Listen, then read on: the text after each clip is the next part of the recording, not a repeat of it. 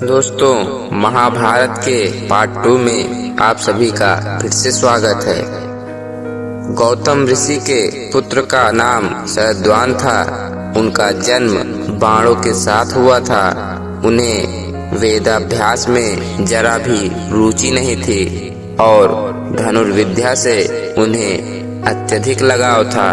वे धनुर्विद्या में इतने निपुण हो गए कि देवराज इंद्र उनसे भयभीत रहने लगे। इंद्र ने उन्हें साधना से टिकाने के लिए नामपदी नामक एक देवकन्या को उनके पास भेज दिया। उस देवकन्या के सौंदर्य के प्रभाव से कृप नामक बालक उत्पन्न हुआ और दूसरे भाग से कृपी नामक कन्या उत्पन्न हुई।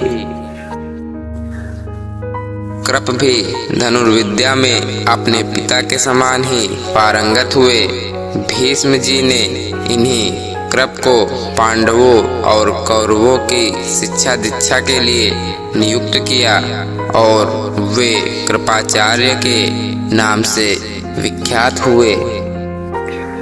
कृपाचार्य के द्वारा पांडवों तथा कौरवों की प्रारंभिक शिक्षा समाप्त होने के पश्चात अस्त्र शस्त्रों की विशेष शिक्षा के लिए भीष्म जी ने द्रोण नामक आचार्य को नियुक्त किया।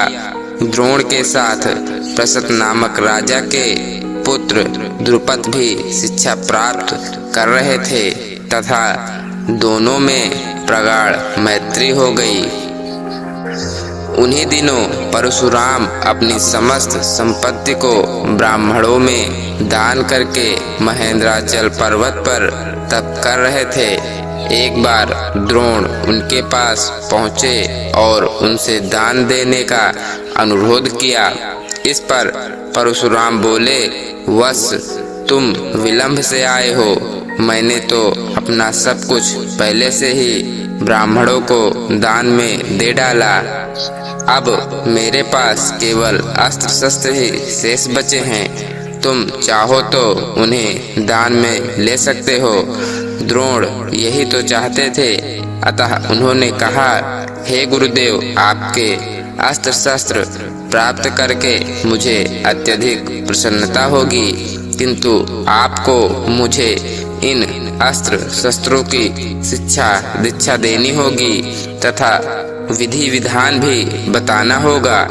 इस प्रकार परशुराम के शिष्य बनकर द्रोण अस्त्र शस्त्रादि सहित समस्त विद्याओं के अभूतपूर्व ज्ञाता हो गए।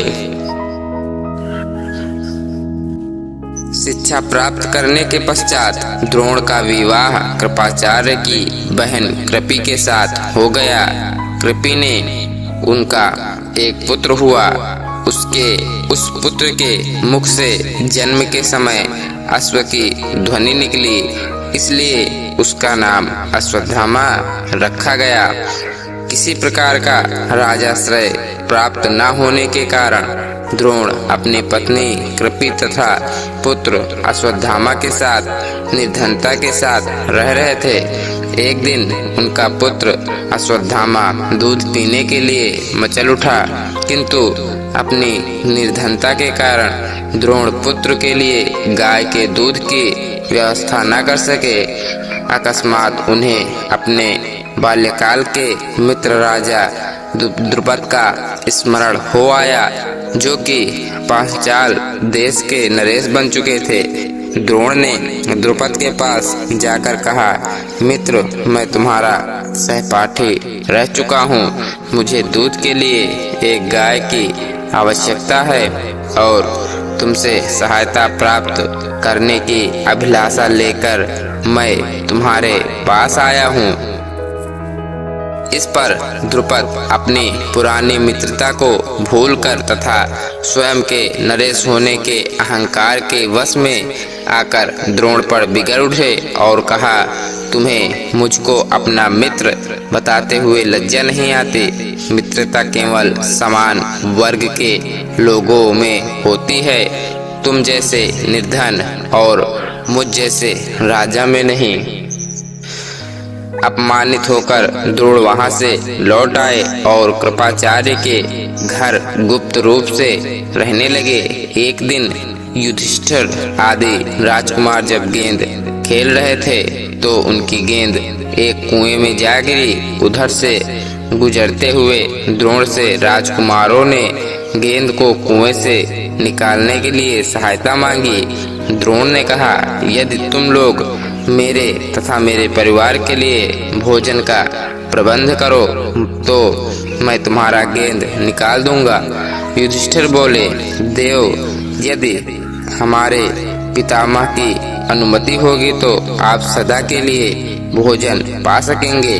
द्रोणाचार्य ने तत्काल एक मुट्ठी सींक लेकर उसे मंत्र से अभिमंत्रित किया और एक सींक से गेंद को छेदा, फिर दूसरे सींक से गेंद में फांसी सींक को छेदा।